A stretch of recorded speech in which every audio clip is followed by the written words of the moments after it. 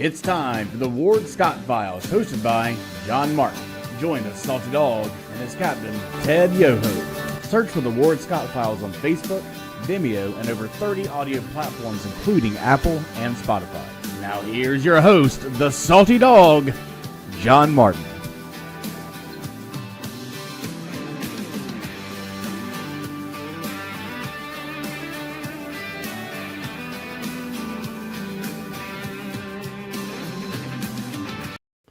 Well, good morning, everyone. Good morning, Ted. How are you this morning? Doing great, man. How you doing? Good to see everybody.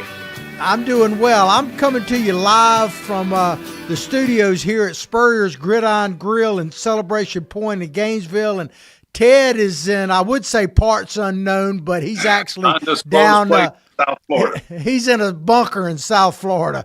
But right. anyway, good morning to everyone out there. Welcome to our Pirate Podcast, hosted by yours truly, John Martin, and the one and only, my friend and colleague. I call him Captain Ted Yoho. Good morning to you all. Well, ladies and gentlemen, let me tell you, today marks 99. I think today is 99. Tomorrow will be 100 days since President Trump was inaugurated. And wow, what an amazing 100 days it's been. Ted, to me, we're almost the same age. I'm just slightly younger, but this is by far the most amazing. There, John. You weathered better. This is the most amazing 100 days that I've seen in my lifetime, and I would say you could probably make a case that it's the most amazing 100 days of any president since maybe George Washington. Oh, I tell you what, it is unlike anything we've ever seen in this country before. And you compare this to the first Trump term, it's a 180-degree difference, and this guy is on fire. He knows what he wants to do. And just shaking up the establishment on both sides, and it's something America needed, unfortunately, because there's too many complacent politicians and us, the citizens, and so it's going to be exciting to watch us. And hang on, put your seatbelt on, and probably hard hat. Absolutely. And you mentioned before his first term in office, because he's got a gap in there, of course, the Joe Biden gap, I guess you could call it. But we've talked a little bit about this. Let's forget that Joe Biden little gap. Dash there or whatever. But we've talked about this a little bit, but not that I would wish Joe Biden on anyone, but I think President Trump, one of the reasons why he's off to such an amazing start is because he lost in that last election, or let's put it this way, because Joe Biden was president. I think it made him let's put it that way. I don't want to get you censored. Yeah, get censored. That it made President Trump a better president this time around, not knocking him the first time, but he hit the ground running, knowing what he was going to face. And I do think maybe in his first term, he was a bit naive about what was going to happen. There's no doubt about that. Yeah. And go ahead, Ted. I'm sorry. Go ahead. Well, you had that inner circle, Reince Priebus, Mitch McConnell, Paul Ryan, the establishment, the rhinos. And, keep in mind, they didn't want him in there. They worked against him.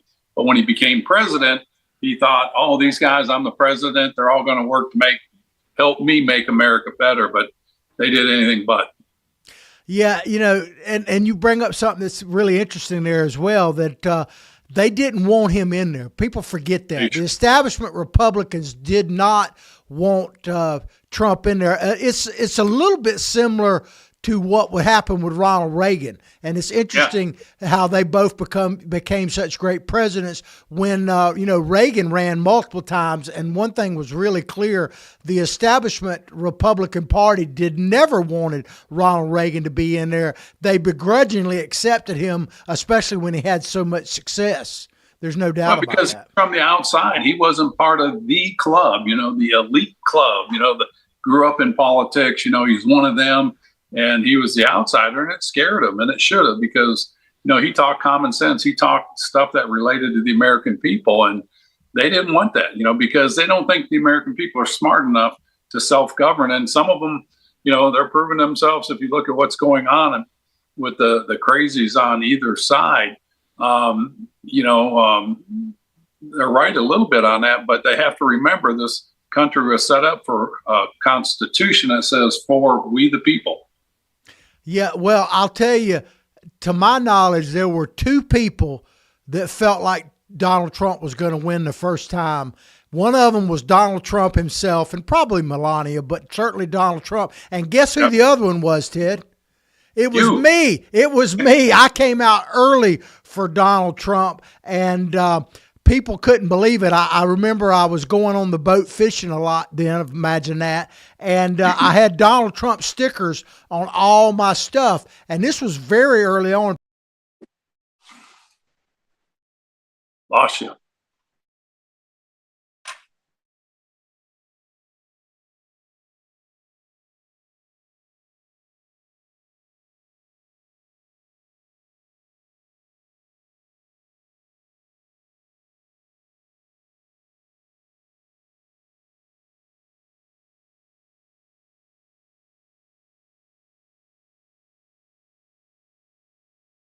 Hey, Zach, I can't hear.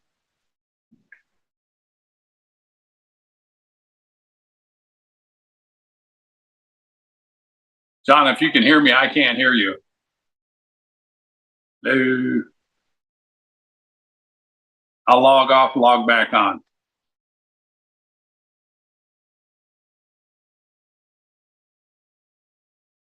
There you are. You're back. Yes, sir. Technical difficulties here, I guess.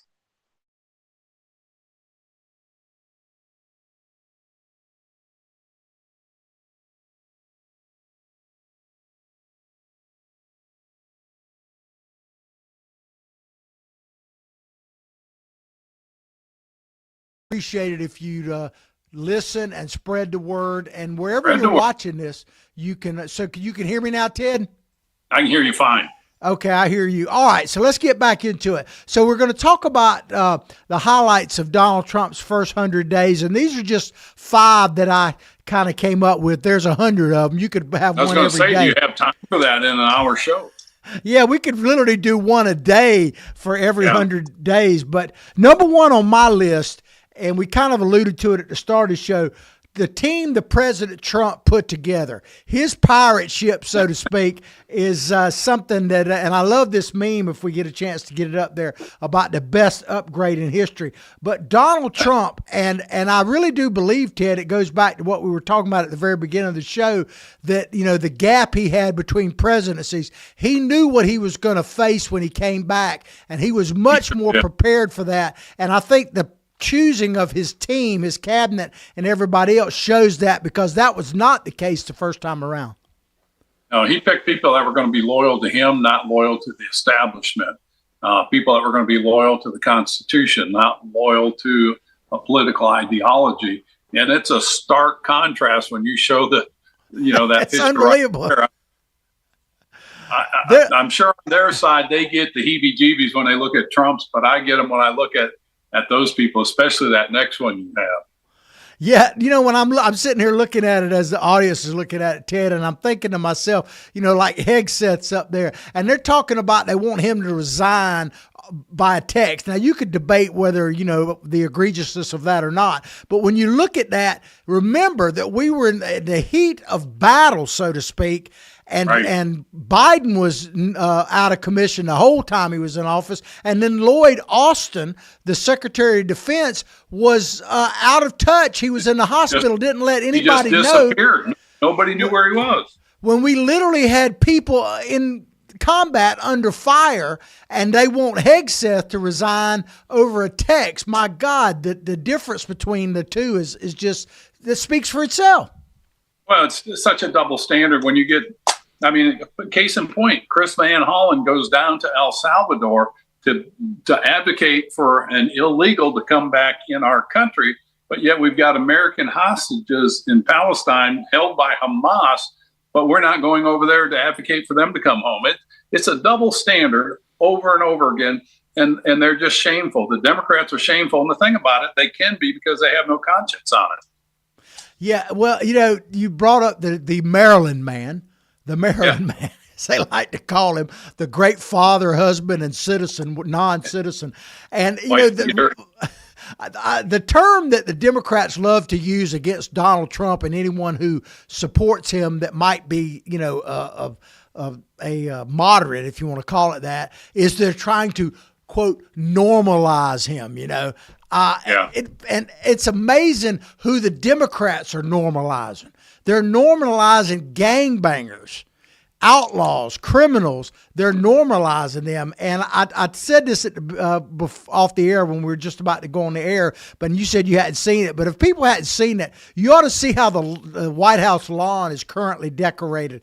There's these kind of like political yard signs out there, and there must be 200 of them or more. And they're all these gangbangers that have been arrested, criminal illegal aliens that have been arrested, and it lists their crimes and all. And they're having a press conference literally right now as we're speaking, where the press had to walk past all of these signs to get into the White House. Donald Trump, man, he's amazing, really.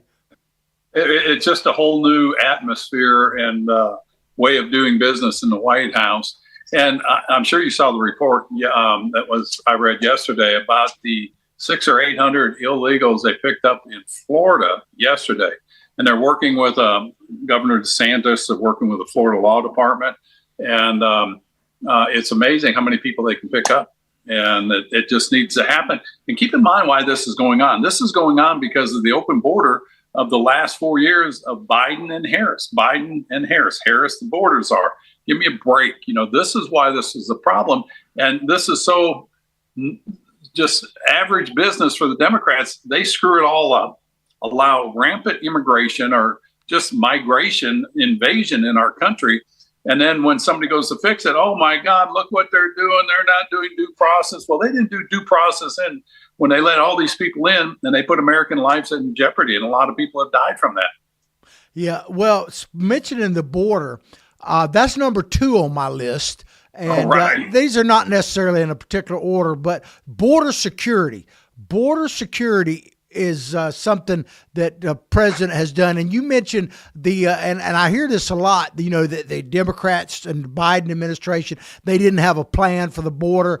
I get where that's coming from, but on the flip side of that, I think they did have a plan. I think it went exactly to plan, because to me, one of the reasons why they did the border the way you talk about fundamentally changing America, right? That's what your good buddy Barack, who inspired you so much to run for office, talked about fundamentally changing America. Well, I really believe that this open border, and if you look at the whole sanctuary cities and states and all that, it's part of a 10-year plan for the census, really. It's about the census and being able to count these people so that they can keep the blue states blue and increase the number of House seats that those areas have. I really believe that is part of their plan. Whether Joe Biden knew it or not is another story, but don't think for a minute that these progressives hadn't thought along those lines.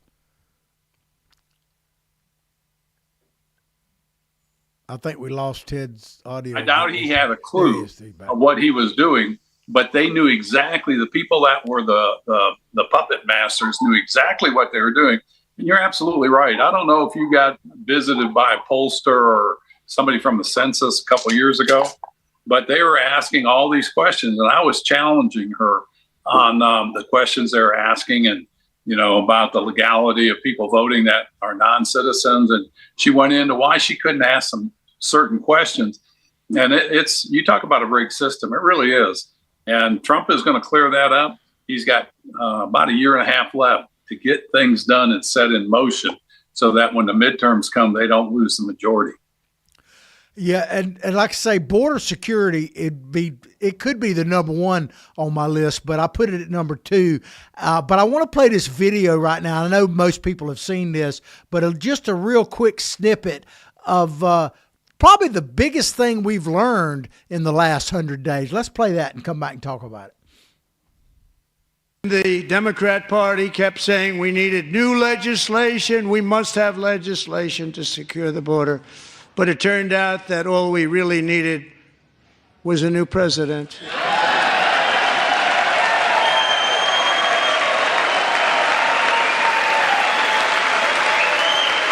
Well, it turns out, Ted, that the biggest thing we needed in the first 100 days was, guess what? A new president. That's what we needed. Donald Trump is absolutely right, man. Well, it was funny because we had the argument when I was in Congress, and they kept saying after I got out, they were saying, well, we need more money to fix the border. We need more money. We need new legislation. I'm like, no, you don't. You just need to enforce the laws on the book. And Trump proved that. I mean, he proved that so astutely. And now they need to clean up the mess. And it's interesting that the guy that robbed Kristi Noem, there's two of them associated with it. And it's a criminal network, and they're all illegals. They robbed the wrong person, huh? Absolutely. If people don't know what they're talking about, Kristi Noem got her purse stolen from a restaurant a few days ago, and I don't know if they recovered any of the stuff. There was supposedly $3,000 in her purse, as well as all these IDs, and I don't know if they targeted her specifically or just took advantage of a situation. Be interesting to find that out down the line somewhere. Well, they claim they didn't know who she was, but it'd be pretty hard not to know who she was. So. I think they're going to find out who she is if they didn't know for sure. She may go visit them in jail like she did those guys in El Salvador. In El Salvador. That's another great video where they're all sitting there like, and she's, her self in front of them. And that could be cruel and unusual punishment to have to watch a beautiful woman like her while you're surrounded by all them bubbas in there. But number 3 on my list, Ted, is in the first 100 days is make America safe again. And it all ties in together. It ties in to, the whole border issue.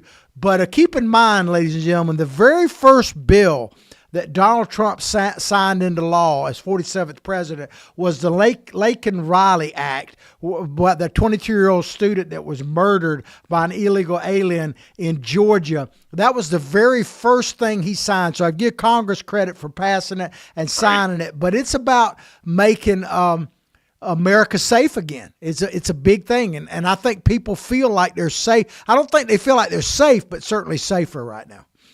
Well, why is it that when the left allowed all this to come in, it was okay?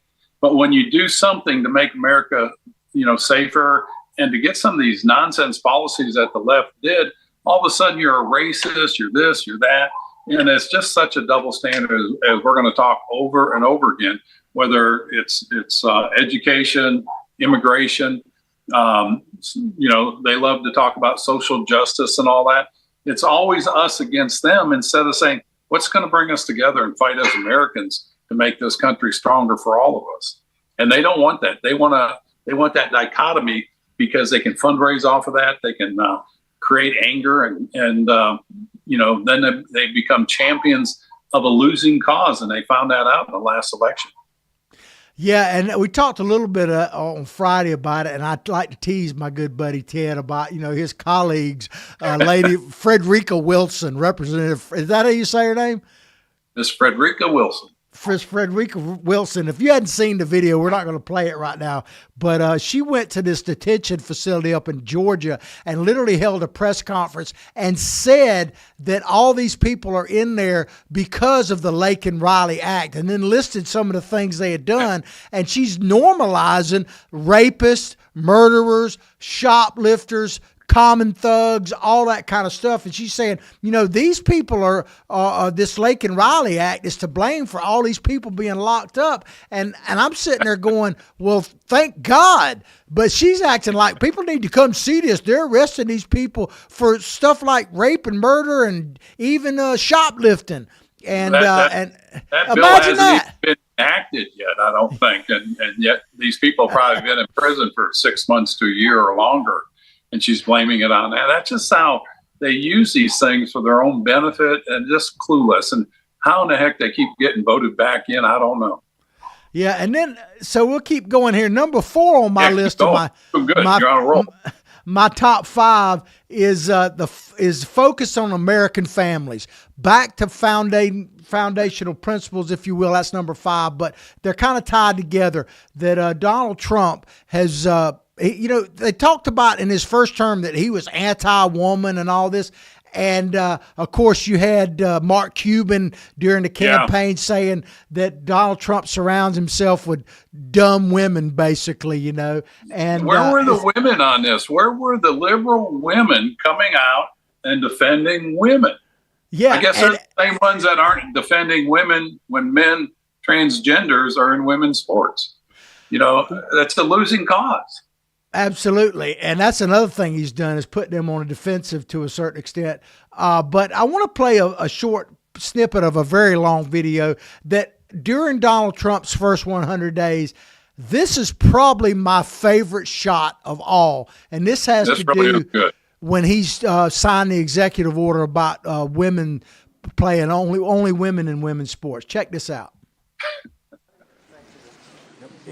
If you'd like to gather around me, I think I'm going to be okay. Come on. Come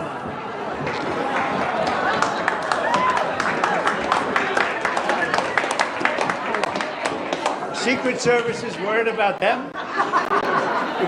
If we have to worry about them, we have big problems. Okay, do you want to do this? Watch what I do, and then I'm going to give you some pens, okay? You ready? What a nice picture this is, huh, Governor? You ready? We'll do a good job. Wait, let me press that.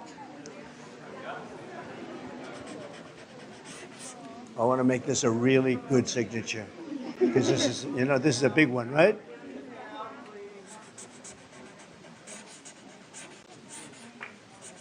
Oh, I think we have a 10. We have a 10. God bless you, Mr. President.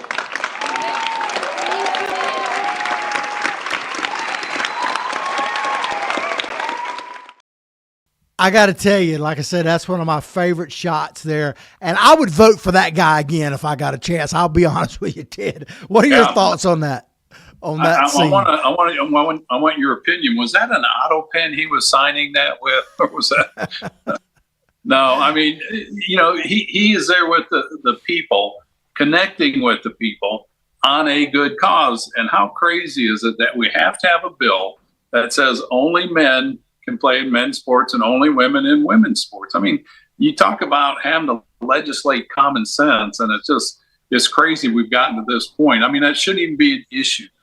And if we didn't have those things to do, what could they do on the economy on our debt, fixing some of the major problems in the world instead of having to, go back after these things that should never have existed in the first place? Well, we're going to take a quick commercial break, and then we'll come back with my number 5 and finish up on Donald Trump's first 100 days. So check it out. Please support our sponsors. If you'd like to be a sponsor, look at the little tagline on the bottom of your screen that says "Contact Freddie" and become one of our sponsors. Absolutely. We'll be right back. Although the owner of Lewis Oil Company maintains she is 29, Lewis Oil turns 60 years old in June. Chevron would like to recognize the North Florida second-generation family-owned business, celebrating its growth and staying power. Lewis Oil Company maintains significant on-hand supplies, strategically located fuel depots, a delivery fleet, on-site service, fuel card locks, and convenience stores. Lewis Oil Company understands its responsibility in the local economy by providing service and delivery on demand and in crisis. As a first responder for 18 Florida counties and the Southeast from Texas to Virginia, we are proud of this rare accomplishment. Lewis Oil delivers. This is Ward Scott, and I want to thank all our sponsors who keep the show going and pay the bills. The Ward Scott Files premium sponsors are Crime Prevention Security Systems, large enough to serve you, small enough to care. Meldon Law, the only official injury partner of the Florida Gators. The Ward Scott Files Gold sponsors are Lewis Oil Company, Shoot GTR, On the Spot Dry Cleaners, R&R Construction, and Style Cuts.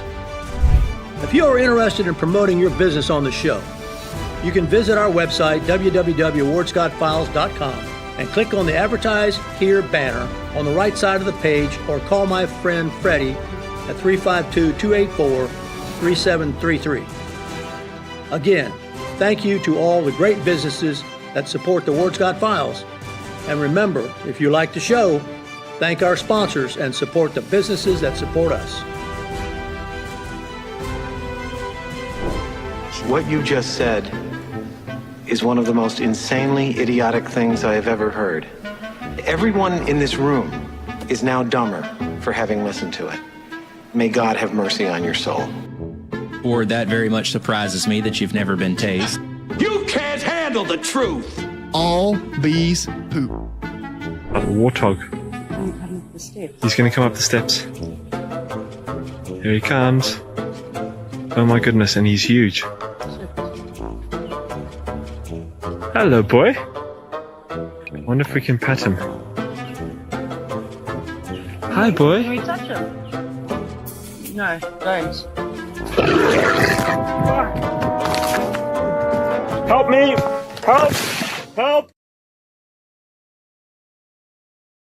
And we're back, Ted. We're back. And we're back on our pirate podcast here, hosted by yours truly, the old salty dog, and my captain of our pirate ship, former Congressman Ted Yoho.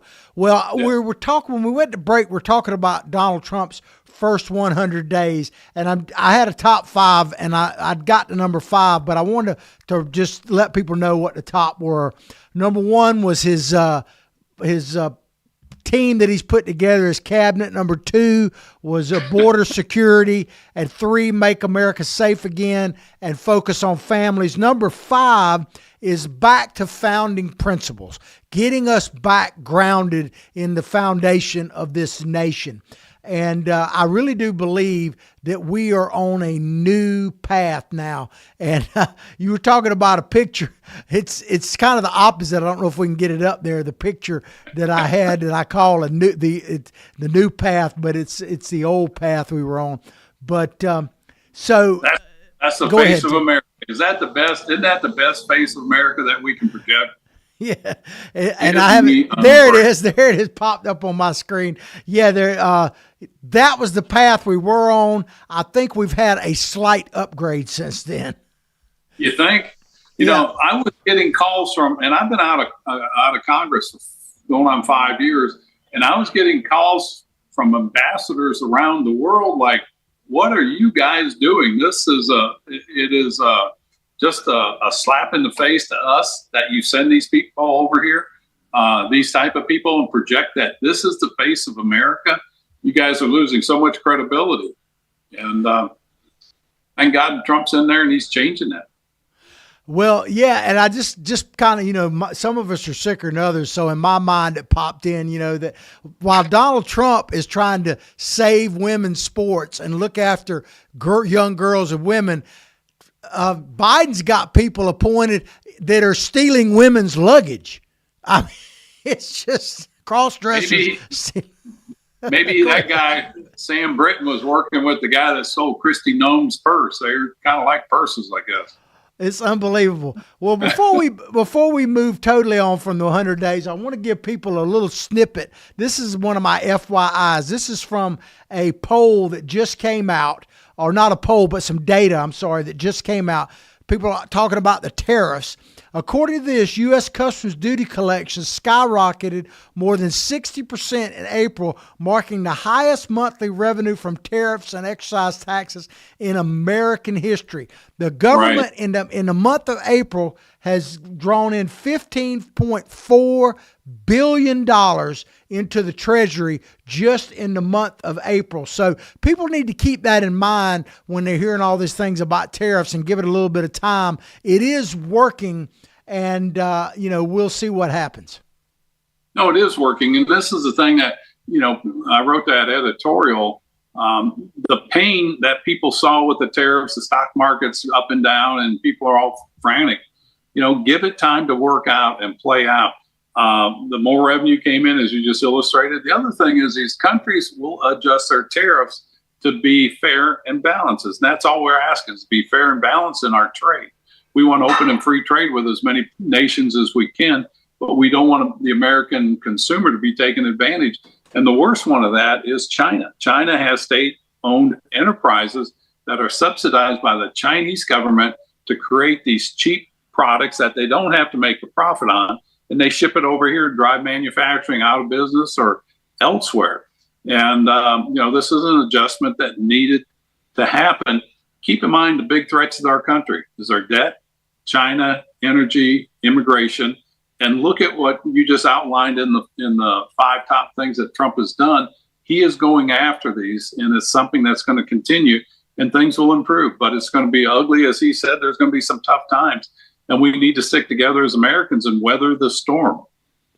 Yeah, well, so we're highlighting Trump's first 100 days. And so, the question would come out to where do we stand?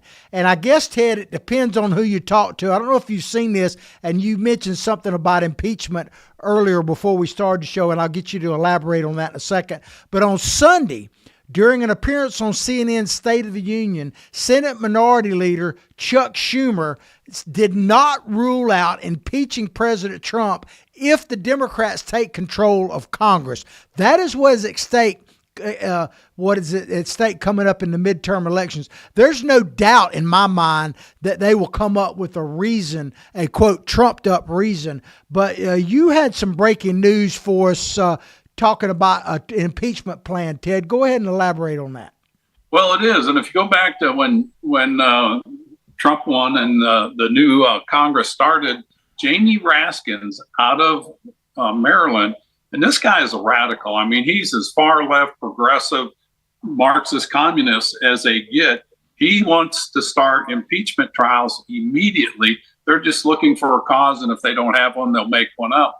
And then I saw Senator Ossoff out of Georgia, who lost against Herschel Walker, saying that he thinks there's cause to impeach Trump based on the money that Trump is making off of Bitcoin, off the sneakers, off the watches, all those promotional things that he said are impeachable offense. It falls under the emollient clause of the Constitution. And that's where you're getting paid for your privilege of your position, and you give favors out according to that. Because he had the people that were buying Bitcoins, I guess, at the White House. And this is something that Trump and his advisors need to be very careful about and not even go there to give cause to the Democrats, because think of what happens if they do get the House. They're going to bog down what he can do in all this litigation as they did in his first term. And this is something I hope he runs harder, and that we have to get the majority stronger in the House, and we have to expand it in the Senate. And if not, it's going to go back to Trump, the first presidency. Yeah, there's no doubt. And just, I like to play it straight down the middle. You and I talked a little bit about this earlier. I don't like that idea of what the president's doing, making money off of all that either. I don't support that. I think he should dissolve himself from that, put it in some type of blind trust or something like that. But what I really irks me about that, as I say, I could take criticism about the president in that area, but did we hear a word from them when it was clear that Joe Biden, I mean, this guy, Donald Trump made billions in the private sector prior to ever running for office. Right. The only job that the Trump family has ever had is influence peddling, really. And they never said a word about the millions of direct payments to all the way down to Biden's grandchildren from all the stuff that they were doing. Never a word. So I really don't want to hear it when it comes to that. I don't want to hear it either. And I don't know the whole story, what they're really talking about. You hear what's in the news, but I don't know if it's Trump doing this or if it's some of those PACs out there doing that. And the people that the left are claiming came to the White House because of what he sold, I don't know if that's true or not. And, of course, you can't rely on the legacy media to give you the facts on that. Yeah. Well, we're talking about Trump's first 100 days.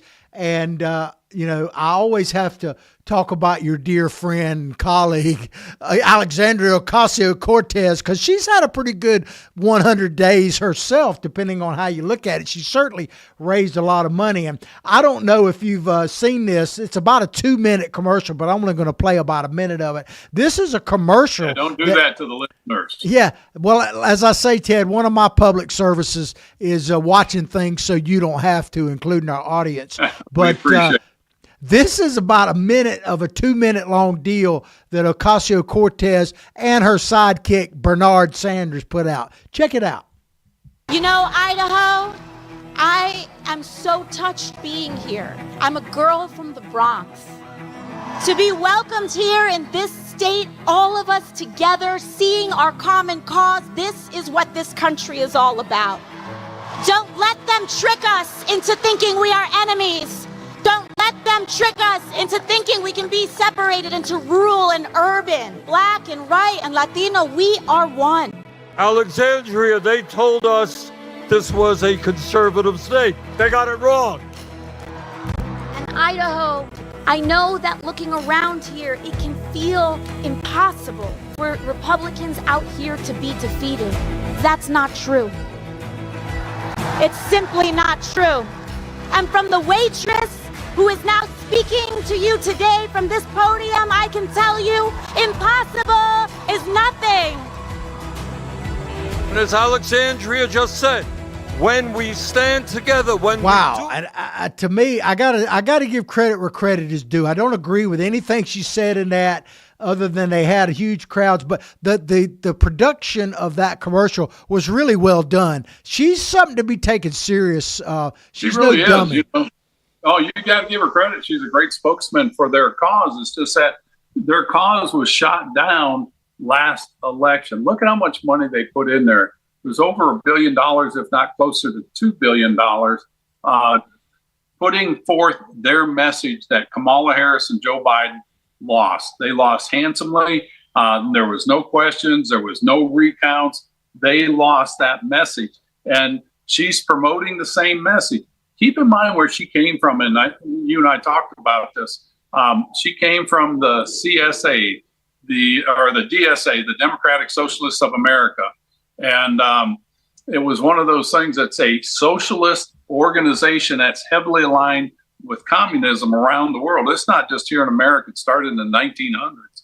And they pressed this really radical socialist agenda in America. And the founder of the modern day movement is a person named Karin, Karin, and he's a professor at the liberal university. He's written several books, but it's all anti-America, pro-communism, pro-Marxism, pro-socialism. And, you know, socialists, all communists are socialists as they progress to communism. And this is not what America wants. Look at Venezuela. Hugo Chavez's campaign speech was hope and change, si se puede. Hope and change is what that means. Obama picked that up, and that was his campaign slogan. And they fundamentally changed America. And look at the change we've had. I mean, you had the perfect one of Sam Britton and I can't say Rachel Levine, seriously, the guy in the dress. We'll just call him Ray Levine. Yeah, our Levine. And that's the agenda they want. They want women playing against transgender males in sports. They want all this craziness that's going on. They want open borders. They don't want rule of law. And this is the agenda that got voted down. And I hope they dump a ton of money in that, because I don't think they're going to influence the very basic fabric of the American people that voted against this loudly. And I think it'll be stronger next time. But you're right. She is a force to contend with, and you can't ignore what's going on. Well, I tell you, I was thinking about it as you were talking about socialism and all. I read some of that article you sent me. I've got a very close friend of mine that used to work for this big company, and literally his job had him traveling all over the world, quite a bit. So he's been all over Russia, China, a lot of socialist countries. And we were talking about it on the boat this weekend. He fishes with me a lot. And he was basically describing, if you go even into like China, you go into Russia, that outside of the major cities, it's about like the Hunger Games movies, you know, where basically you have these cities that are somewhat modernized, but outside of that, people just live atrociously and primitively and everything else. And so all these socialist, quote, communist countries, the average person does not fare very good in there. And that's really what Ocasio-Cortez and Bernie are pushing. The elitists like them do really well. But the common people, like the people of Idaho, for instance, that she was talking about, they don't fare too well. It's like Hunger Games, if you want to see how it would be. You know, it really is. And the more you become more socialized, that leads to communism, the more it becomes split like that. their big thing now is the income divide in America. Yeah, there's income divide in America. There'll be income divide in any country. You go to those oligarchic countries like Russia or China, and yes, China does have oligarchies. There's huge income divides. Carolyn and I were in England, back a decade ago, and they're beautiful waterways. You've been over there, but you see very little boat traffic on there. And I asked one of the locals, I says, how come you don't see a lot of boats? He goes, well, we can't afford it. And I said, what is it, the price of fuel? He goes, no, that's not a problem. He goes, they charge us a $5,000. This was back 10, 15 years ago, $5,000 permit to use their waterways. And people, they can't afford that. That's socialism. We talked to somebody else that was from Denmark. They were down in the Keys while we were down there. They were both teachers. They said their tax rate, personal income tax rate, was about 70%. 70%. So socialism looks great when you're getting all this free stuff, but it's not really free because you're paying all this stuff. And that's what the left, that's what the AOCs, the Bernie Sanders wants. That's the nicest part of what they want. They really want government controlling these things. You can go back to hear Maxine Waters questioning the petroleum industry, saying, well, I think it's time we nationalize the petroleum industry.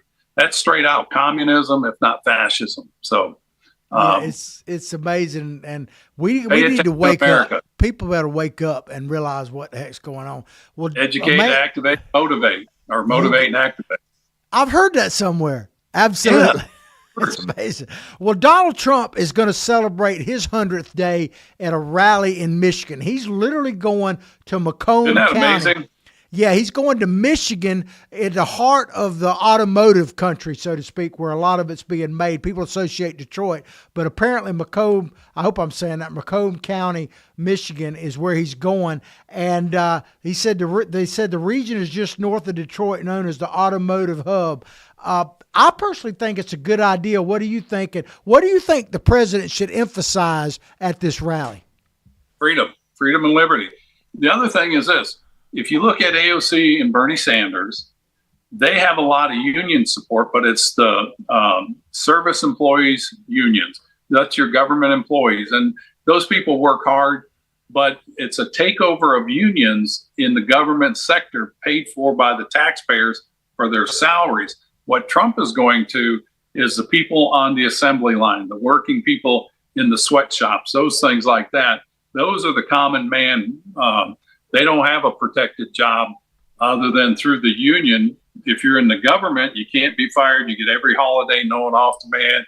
You get 12 weeks paid maternity leave and paid paternity leave. So that's 6 months that people will get if they have a baby on the government side. You don't get that in the private sector. And so the people that are supporting the Sanders and the AOCs and the socialists, Democratic Socialists of America, they're all wanting bigger government, and government does everything. The ones that Trump is appealing to are the ones that are out there like you and me every day, out there making a living for their family. Well, all you really have to know about government unions is that FDR, Franklin Delano Roosevelt, opposed them. I mean, that guy opposed them, and he was very pro-union in general, but he opposed them. That's all you really need to know. Well, that and air traffic controllers under Reagan.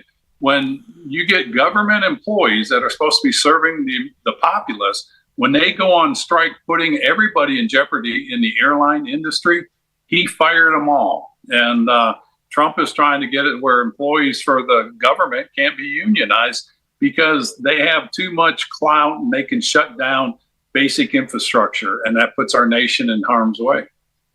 Well, the president said leading up to his going to his rally today, he was asked about members of Congress and stuff being there because a lot of times they attend his rallies. And Donald Trump basically said, and of course this article I was looking at was being critical of him, but I actually thought it was a good point. He said there's much more important for everyone to stay in Washington this week and work hard to get his agenda basically done. He's talking about the one big beautiful bill. And he lists a bunch of stuff, but there's a lot to do. So he's right. Congress needs to stay busy, get busy, and stay busy because there is a lot that still needs to be done. We can't lose sight of that. It really is. And, two things on that. One is he's putting the emphasis where it needs to be on the people that are in Congress that get these bills done. I don't need you at the rally. The other thing that I can't think of a president that has gone out when he doesn't have to, and he's doing rallies to get the base, that much more excited about what's going on. And the unions are going to be behind him because he's put that steel tariff on there, driving manufacturers back to America. That's going to make more production here in America, more jobs, and it's going to grow our economy.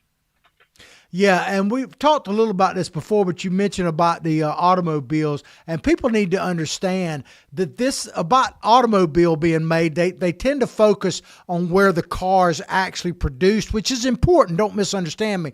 But the entire, like all the parts and stuff, a lot of them are manufactured outside the country. So this is bigger. Trying to bring manufacturing back to the United States is bigger than what a lot of people even understand at this point.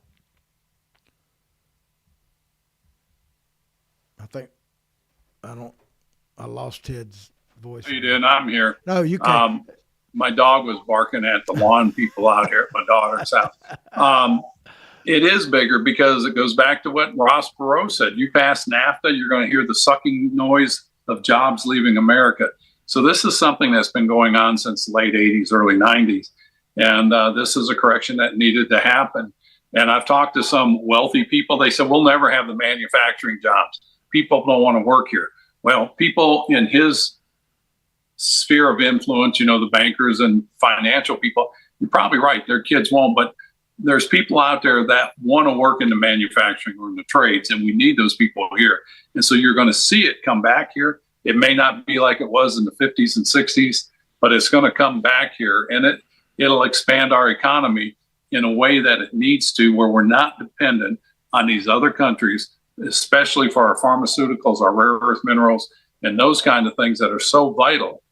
They're so vital to running our country and being self-sustaining and sovereign and secure. And, this is going to happen, and you'll see it. And you'll see wages go up, but it won't be the phony wages like I think it's Karen Bass or Barbara Lee out in California calling for a minimum wage of $50 an hour. Minimum wage of $50 an hour. And, to do that around the country, it would kill jobs everywhere. People would leave.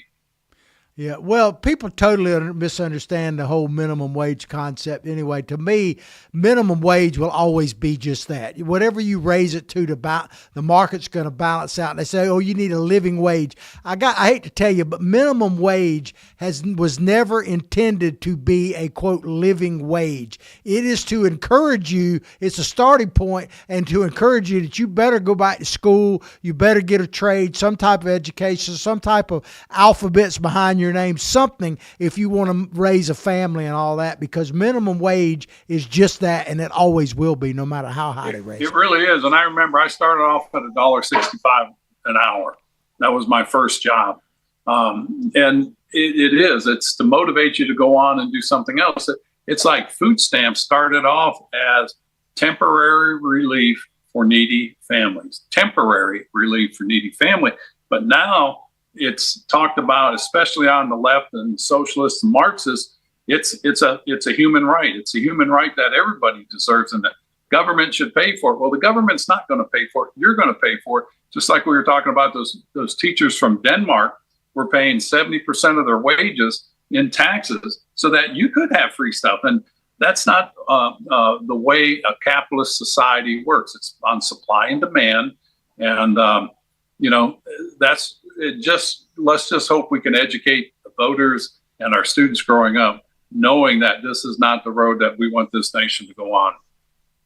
Absolutely. Well, over the weekend, switching gears just a little bit, you talked about rare earth minerals, and so that kind of brought me into this next story, the Pope's funeral they had. And by the way, the conclave, I believe, starts on May 7th. When they start voting on the new Pope. I heard that this morning. But during at the funeral, the president I forget which chapel they were at now, but he met with Zelensky, the president of Ukraine, and they had an interesting meeting.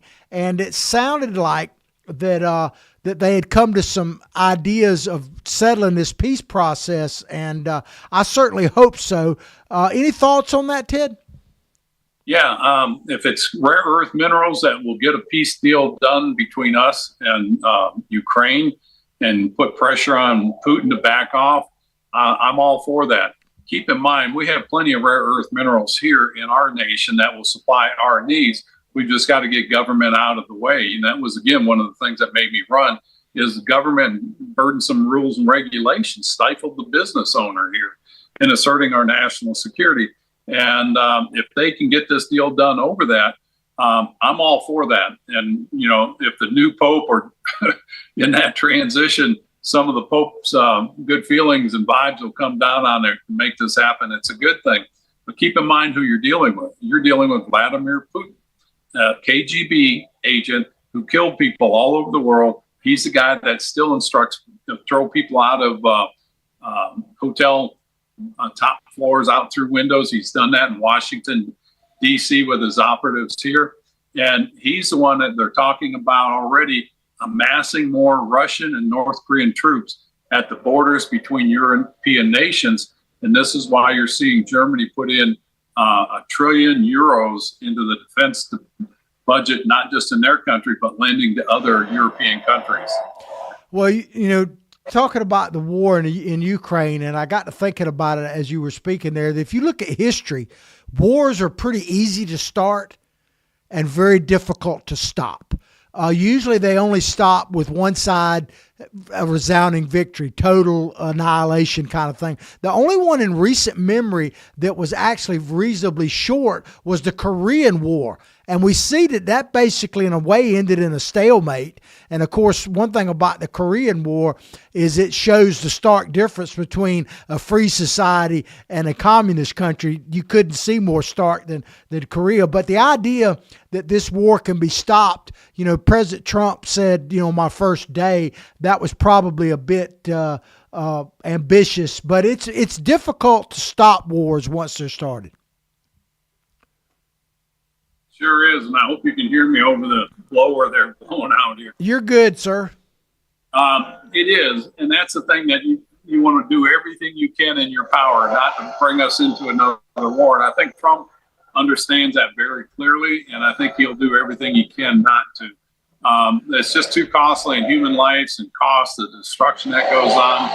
And let's just hope that these leaders we have now will push this through. And I think giving time for the tariffs to work, getting the adjustment of the new guy in town, a new sheriff in town, so to speak, that with these tariffs, these countries will come around and say, you know what, we have to stick together, you know, people that are aligned on some form of a liberal democracy and stick together. It's just scary to think that Russia has to depend on South Korea, a hermit nation who has no exposure to the outside world. In fact, there was an article not too long ago. They executed 21 students who are watching South Korean TV or video clips of that were sent over there. And, you know, that's how brutal that regime is. Yeah, people may think, what am I chuckling about? I'm chuckling because I can hear that lawn equipment some in the background, and I'm sure, are they liberals like Peter Doocy at the White House back there in Biden trying to drown you out? I wasn't making light of what you were talking about, but I could hear that in the background. We only got about 2 minutes. We only got about 2 minutes left, but I want to bring up something and just get your quick opinion on.